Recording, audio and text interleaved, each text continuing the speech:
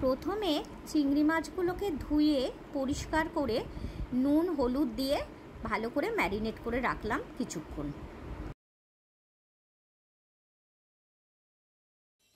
তারপর কড়ায় তেল গরম করে নিলাম। তেলটা একটু গরম হলেই কড়ায় তেলটা গরম করে নিলাম। তেলটা গরম হলে চিংড়ি মাছগুলোকে ছেড়ে দিলাম। এবার হালকা ব্রাউন করে চিংড়ি মাছগুলোকে ভেজে নিতে হবে। বেশি ভাজা যাবে না, তাহলে চিংড়ি মাছগুলো শক্ত হয়ে যাবে। এবার হালকা নাড়াচাড়া করলাম।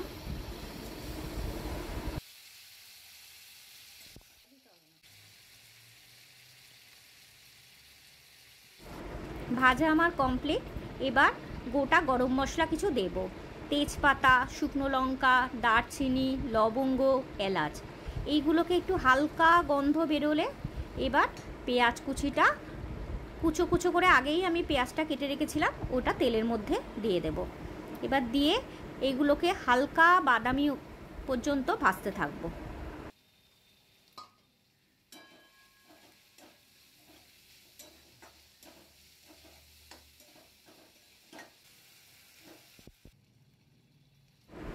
তারপরে ভাজা হয়ে গেলে এবার একটা টমেটোকে টুকরো টুকরো করে কেটে ওই টমেটোটা ওর মধ্যে দিয়ে দিলাম।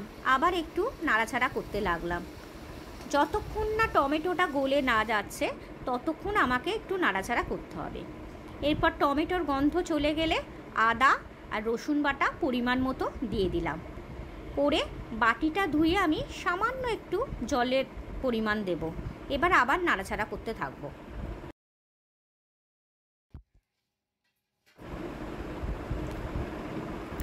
আদা রসুনের কাঁচা গন্ধটা চলে গেলে এবার ধনে গুঁড়ো, জিরে গুঁড়ো, হলুদ গুঁড়ো, কাশ্মীরি লঙ্কার গুঁড়ো ভালো করে দিয়ে দিলাম। দিয়ে এবার আবার নাড়াচাড়া করতে লাগলাম। আর একটু জল দিলাম সামান্য পরিমাণে, যাতে মশলাটা কড়ায় না লেগে যায়।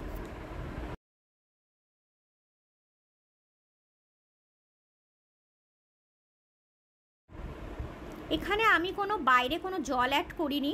আমার নারকেলের যে দুধটা রেখে দিয়েছিলাম সেটাই আমি অল্প অল্প করে দিতে লাগলাম।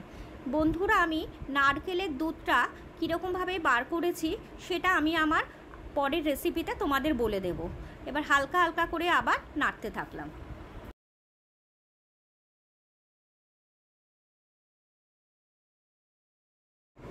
এবার আবার আমি কষতে লাগলাম। আর দুটো কাঁচা লঙ্কা আমি ভেঙে দিয়ে দিলাম। আর যে নারকেলের দুধটা বাকি পড়েছিল সেটাও আমি ওর সাথে অ্যাড করে দিলাম।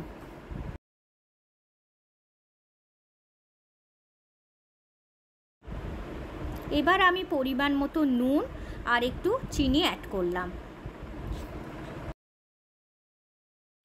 অলরেডি আমি ওর মধ্যে মাছগুলো অ্যাড করে দিয়েছি। তারপরে একটু গ্রেভিটা আমি টেস্ট করে দেখলাম নুন মিষ্টি ঝাল সব ঠিকঠাক আছে কিনা।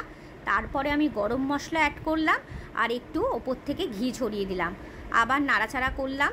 গ্রেভিটা আমার প্রায় যতটুকু তোমরা বুঝবে জল রাখা প্রয়োজন গ্রেভিটা, ততটুকুভাবে তোমরা করবে।